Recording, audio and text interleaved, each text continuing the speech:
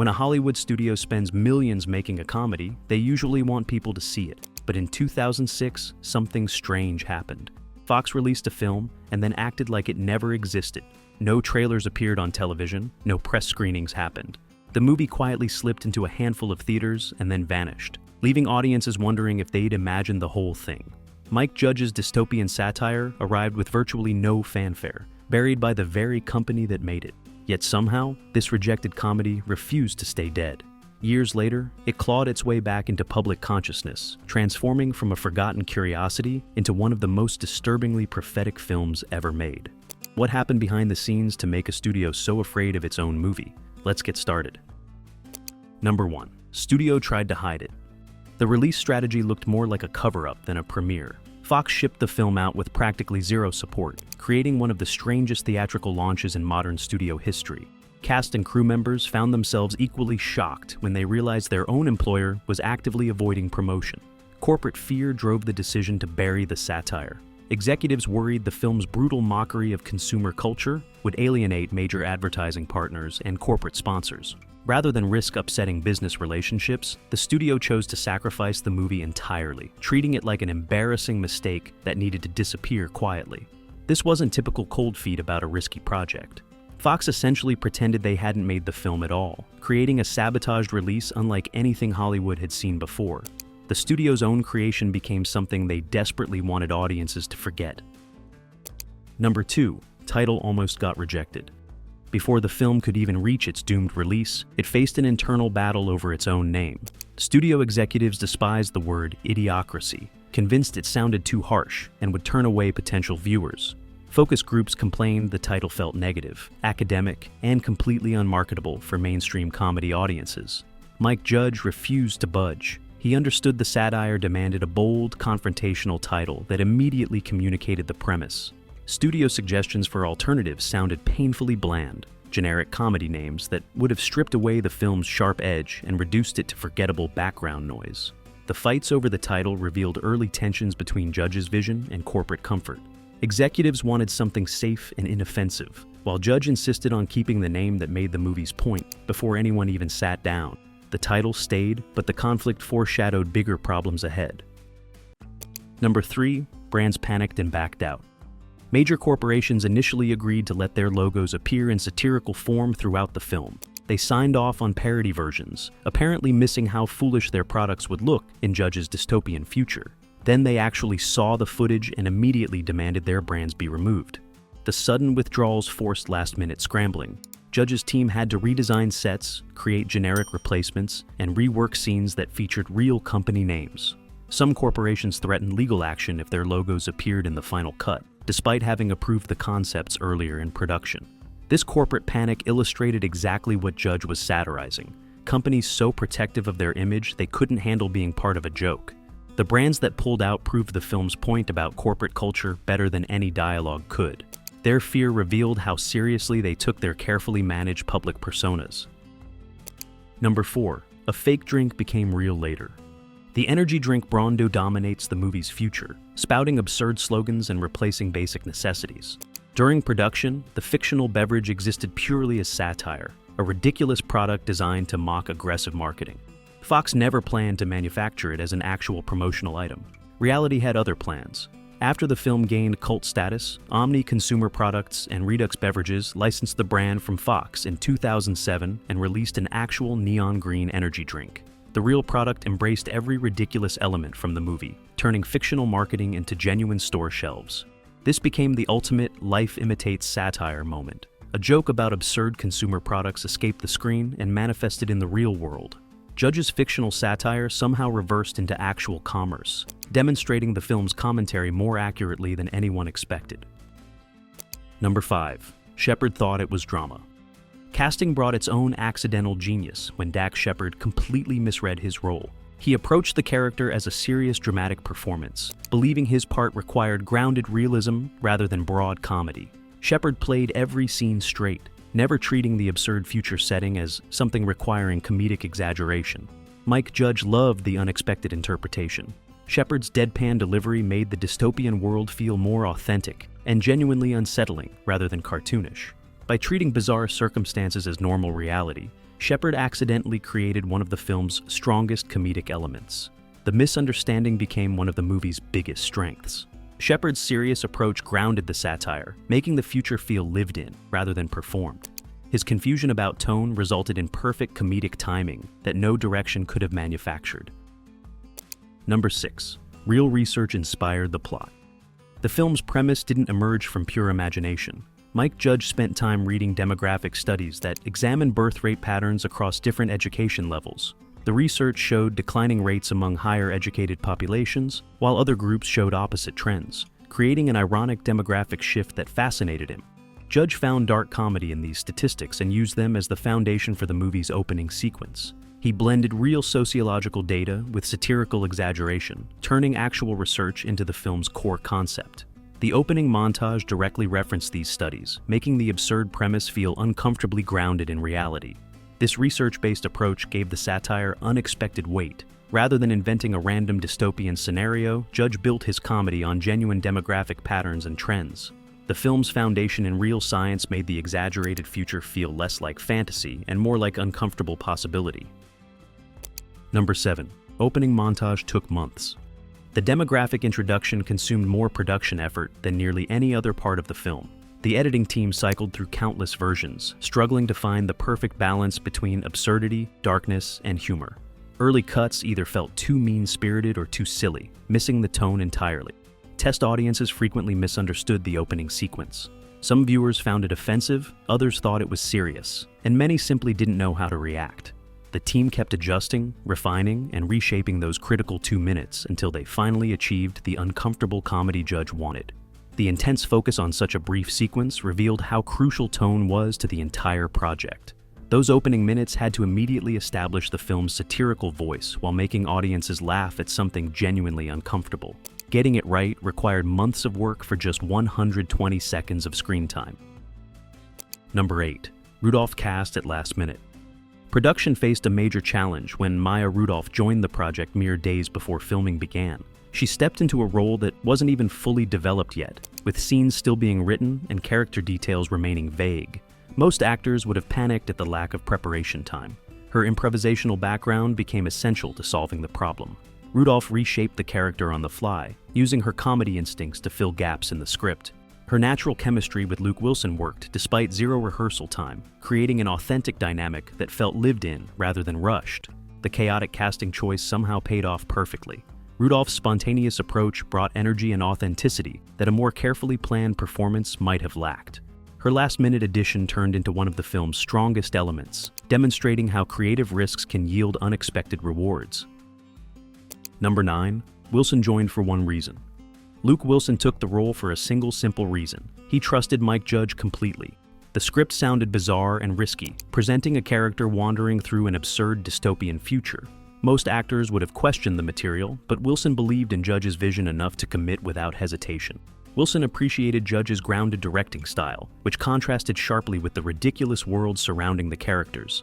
Judge wanted the protagonist played straight, letting the insanity happen around him rather than becoming part of it. Wilson's naturally calm demeanor made him perfect for anchoring the chaos.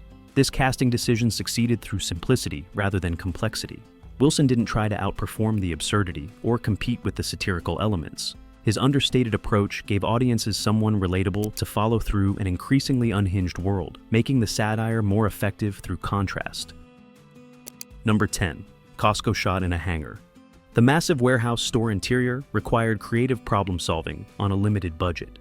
Rather than relying on computer effects or clever camera tricks, the production team filmed inside an actual airplane hangar. They physically constructed aisles that stretched into the distance, creating genuine scale without digital enhancement. Judge wanted the future to feel simultaneously massive and cheap. Enormous spaces filled with low-quality everything. The hangar location provided the vast emptiness needed to make the store feel overwhelmingly huge.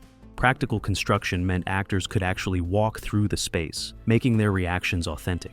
This approach showcased practical filmmaking ingenuity. Instead of expensive visual effects, the team used real space and physical set pieces to achieve the desired scale. The result felt more tangible and unsettling than digital effects could have created, emphasizing the film's theme of excessive consumption. Number 11. Extras told to act numb.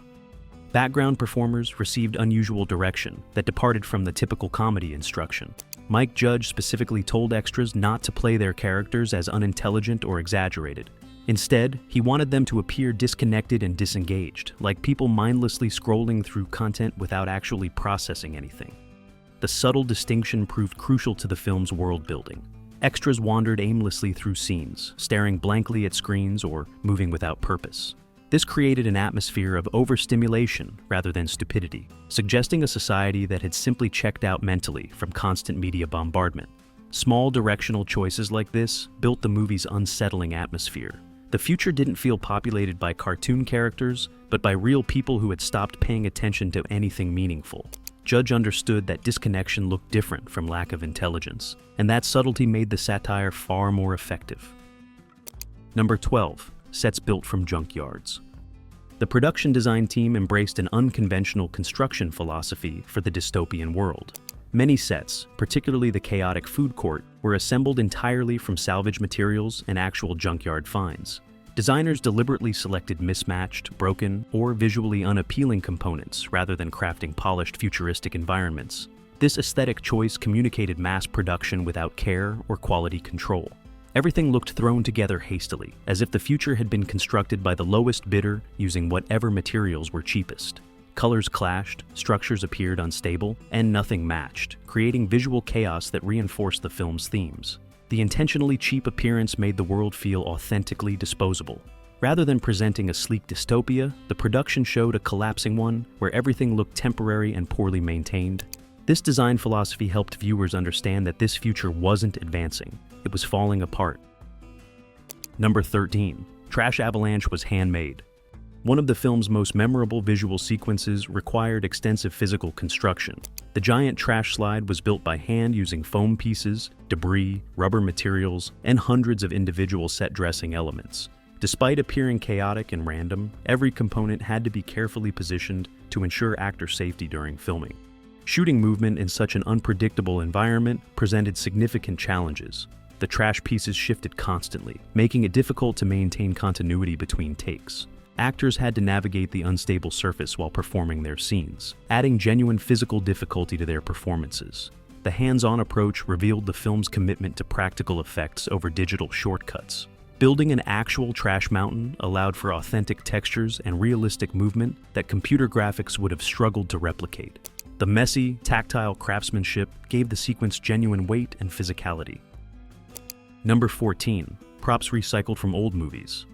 Budget constraints led to creative resourcefulness in the props department. The team scavenged cast-off items from older science fiction productions, collecting pieces that other films had discarded or abandoned.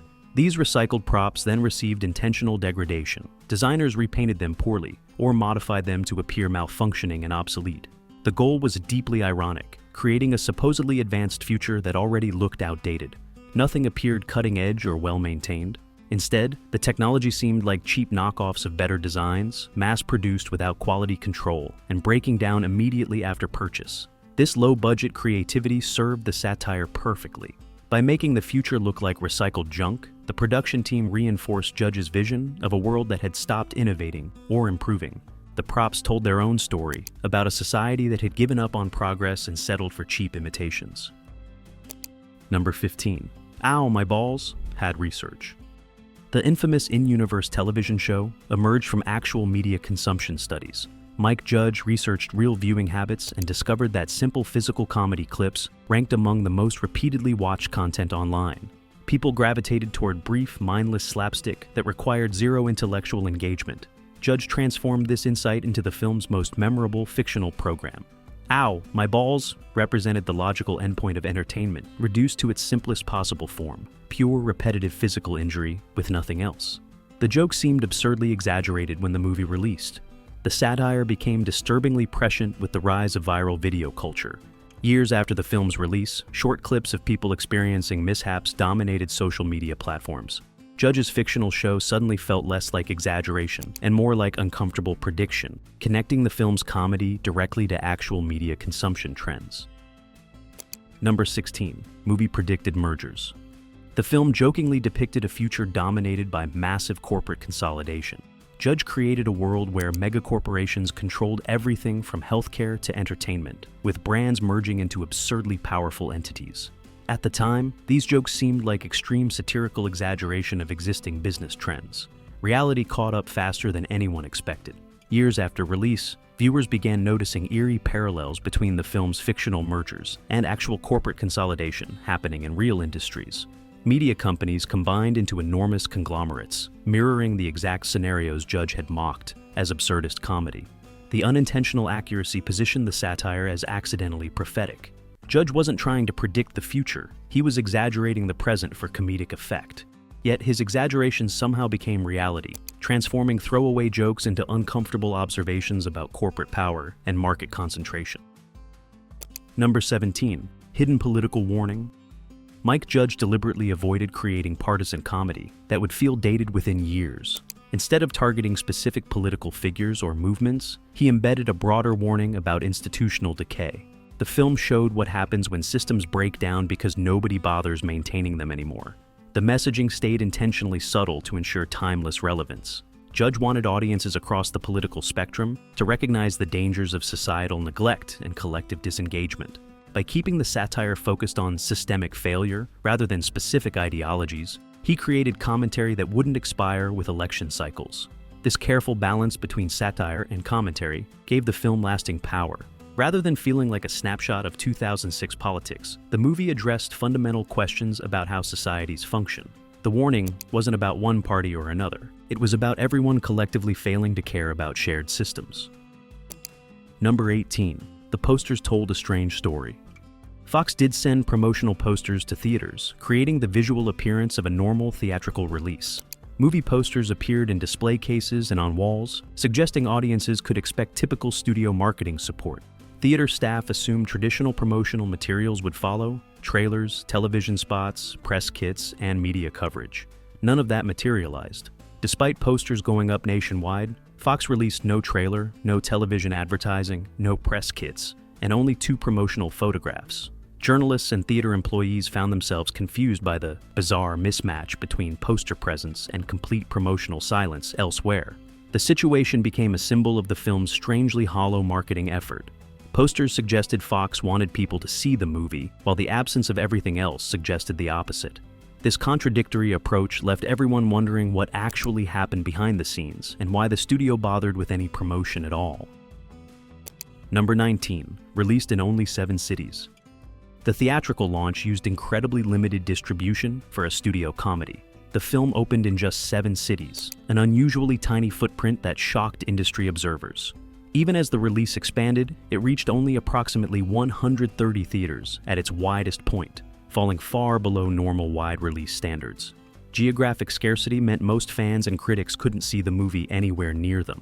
Major metropolitan areas simply didn't have theaters showing it, creating frustration among audiences who heard about the film but couldn't access it. The limited footprint essentially guaranteed commercial failure regardless of quality. This extreme restriction contributed directly to the film's forgotten early life. Without widespread availability, the movie couldn't build momentum or word-of-mouth buzz. Fox's distribution strategy ensured the satire would disappear quickly and quietly, treating it more like a contractual obligation than an actual release. Number 20. Test audiences confused. Early preview screenings revealed significant audience confusion about the film's intentions.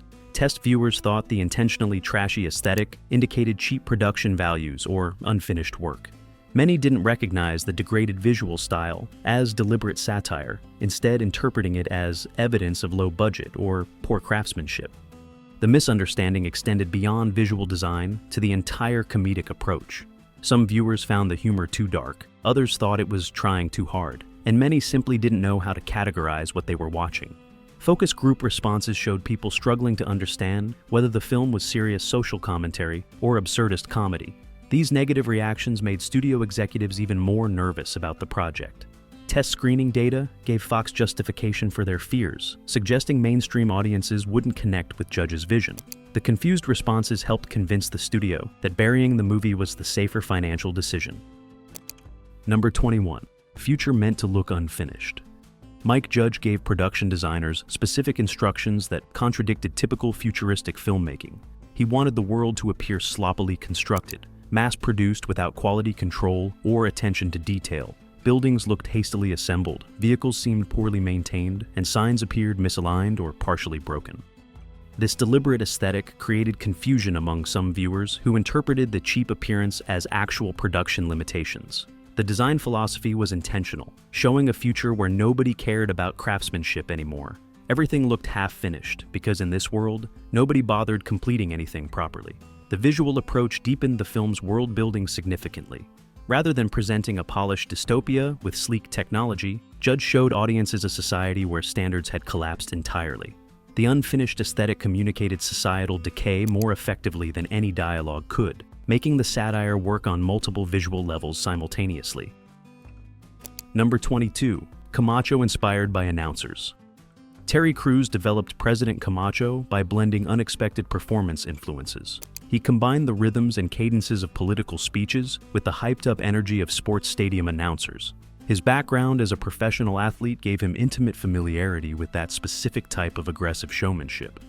The character's swagger came from understanding how crowd manipulation actually works. Crews recognized that political rallies and sporting events use similar tactics to energize audiences: loud volume, repetitive phrases, and exaggerated confidence. He channeled that energy into a leader who governed through pure spectacle. This layered performance elevated what could have been a one-note joke character. Camacho felt simultaneously absurd and uncomfortably familiar, like a real politician filtered through entertainment culture. Crews' unique comedic instincts transformed the role into something more complex than simple parody, creating one of the film's most memorable elements. Number 23. Crews improvised his rants. Many of President Camacho's wildest moments weren't written in the script. Terry Crews improvised speeches in the moment, surprising cast and crew with spontaneous, energetic deliveries. His unscripted additions often became the most quotable and memorable parts of his scenes. The creative freedom on set allowed Crews to experiment with different approaches. Judge encouraged improvisation when actors had strong instincts, trusting their comedic timing over rigid script adherence. This openness created an environment where performers could take risks without fear of breaking predetermined structure. These spontaneous moments became iconic elements of the film. Crews' improvised rants captured an authentic, chaotic energy that carefully scripted dialogue might have missed. His willingness to push boundaries and Judge's willingness to let him resulted in performances that felt genuinely unpredictable and alive. Number 24. Movie seen as prophecy. Years after its forgotten release, the film experienced an unexpected cultural resurrection. Commentators and academics began citing it as a surprisingly accurate reflection of emerging cultural trends. The once dismissed comedy became a reference point in serious discussions about media consumption, education systems, and public discourse quality. The transformation from forgotten comedy to cultural touchstone happened gradually through repeated viewings and social media sharing. People watching the movie years later found uncomfortable parallels to real-world developments. Jokes that seemed absurdly exaggerated in 2006 felt disturbingly plausible by the 2000s. This intellectual relevance gave the film a second life it never received during its original release. What Fox tried to bury became required viewing for understanding certain aspects of modern culture. The movie's reputation evolved from box office failure to prophetic satire, vindicating Judge's vision years after the studio abandoned it. Number 25. Judge wanted an optimistic end. Mike Judge fought to maintain a hopeful conclusion, despite studio pressure for darker alternatives. He insisted the movie needed to end with an uplifting message. Even in a collapsing society, one thoughtful person can still make meaningful, positive change. Fox executives pushed for more cynical endings that would reinforce the bleakness. Judge refused to compromise on this crucial element. He understood that pure cynicism would make the satire feel hopeless and nihilistic. By including genuine optimism in the resolution, he transformed the film from mere mockery into something more constructive, a warning combined with encouragement. This tonal choice matters significantly to the film's lasting legacy. The ending suggests improvement remains possible if people choose to engage and care. Rather than leaving audiences depressed about humanity's future, Judge offered a path forward. The final message elevated the satire from clever criticism into meaningful commentary about individual responsibility and collective potential. Idiocracy transformed from Hollywood's most embarrassing burial into one of cinema's most relevant cult classics. The messy production and suppressed release ultimately became strengths rather than weaknesses. What Fox tried to hide became impossible to ignore as the satire grew more accurate with each passing year. The journey from forgotten comedy to cultural phenomenon proves studios don't always recognize what they have. Judge's vision survived corporate panic to eventually find its audience. The movie that couldn't get a proper trailer became one of the most referenced films of its era. If you enjoyed uncovering the secrets behind this buried masterpiece, hit that like button and subscribe for more hidden film history. What prediction from Idiocracy surprised you the most? Or which one feels closest to reality today? Tell us in the comments below.